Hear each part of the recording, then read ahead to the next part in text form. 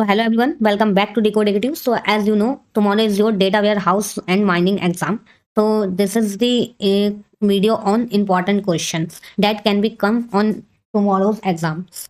Okay so ये हमारे कुछ इंपॉर्टेंट क्वेश्चंस हैं, एक्सपेक्टेड इंपॉर्टेंट क्वेश्चंस हैं जो हमारे आ सकते हैं। आप इन्हें प्रिपेयर करके जाइए और बाकी जो भी अगर आपको इन क्वेश्चन को अच्छे से प्रिपेयर करना है तो ऑलरेडी मैंने शॉर्ट वन शॉट्स डाल दिए हैं फॉर रिवीजन, ताकि आप इन सब क्वेश्चन को इजीली रिमेंबर कर लो, रिवाइज कर लो, हर टॉपिक को ऐसे रिवाइज कर लो ताकि आप हर क्वेश्चन अटैम्प्ट कर पाओ। एटलीस्ट कोई भी क्वेश्चन को छोड़ना नहीं है, आप ये फिक्स करके जाइए।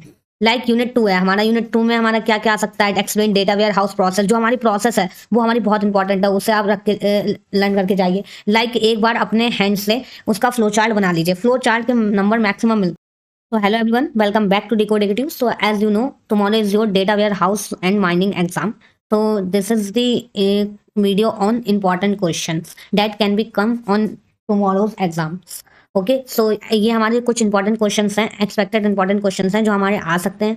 आप इन्हें प्रिपेयर करके जाइए और बाकी जो भी अगर आपको इन क्वेश्चन को अच्छे से प्रिपेयर करना है तो ऑलरेडी मैंने शॉर्ट वन शॉट्स डाल दिए हैं फॉर रिवीजन, ताकि आप इन सब क्वेश्चन को इजीली रिमेंबर कर लो, रिवाइज कर लो, हर टॉपिक को ऐसे रिवाइज कर लो ताकि आप हर क्वेश्चन अटैम्प्ट कर पाओ। एटलीस्ट कोई भी क्वेश्चन को छोड़ना नहीं है, आप ये फिक्स करके जाइए।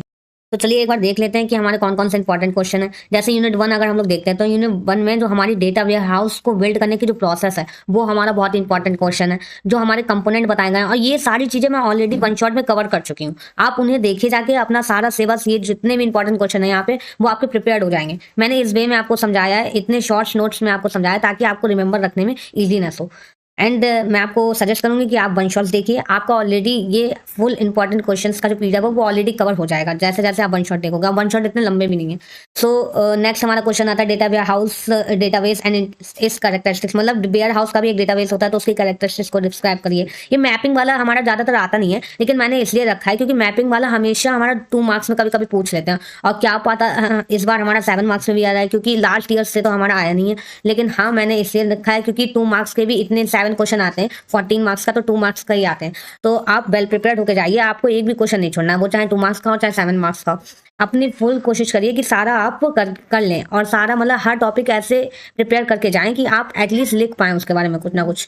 हमारा मोस्ट इंपॉर्टेंट क्वेश्चन हमारा आता है, ये तो हमेशा पूछा ही जाता है, आप इसे एक बार देख लीजिए। बाकी जो भी मैंने ये सब जितना भी सिलेबस है वो ऑलरेडी हमने कवर करा रखा है, तो आप उसे देख लीजिए।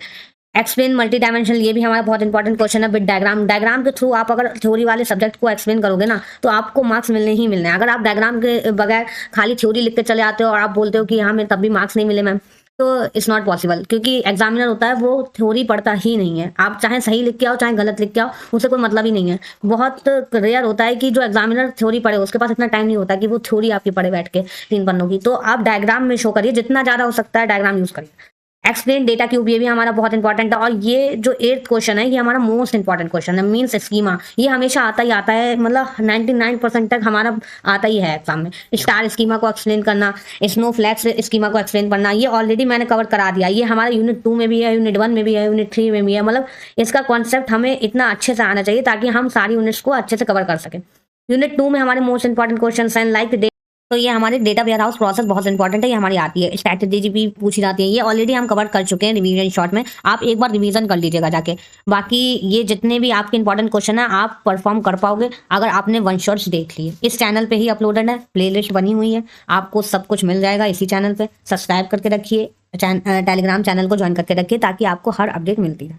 यूनिट 2 हमारी क्या है, यूनिट 3 हमारी क्या है। यूनिट 3 में हमारे ये मिसिंग वैल्यूज पूछी जाती हैं। ये जो हमारी रिडक्शन टेक्निक है ये हमारा क्वेश्चन बहुत इंपॉर्टेंट है, ये हमारा पूछा ही आता है और इसे आप एक बार डायग्राम के थ्रू एक्सप्लेन करके देख लीजिएगा। डायग्राम आप हर क्वेश्चन का बना के देख लीजिए, जब तक आप अपने हाथों से डायग्राम बनाओगे नहीं तब तक आपको याद नहीं होंगे वो डायग्राम्स, तो इसीलिए इसे बना के देख लीजिए। डिसीजन ट्री हमारा इसमें भी है, डिसीजन ट्री यूनिट 5 में भी है, यूनिट 4 में भी है, तो आप इसे वेल प्रिपेयर करके रखिए। डिसीजन ट्री का मैंने बहुत अच्छे से एक्सप्लेनेशन दिया है उसमें, तो आप उसे सही से देखिए ना। हमारा जो यूनिट 4 है, यूनिट 4 में मेनली हमारे न्यूमेरिकल्स बहुत इंपॉर्टेंट है।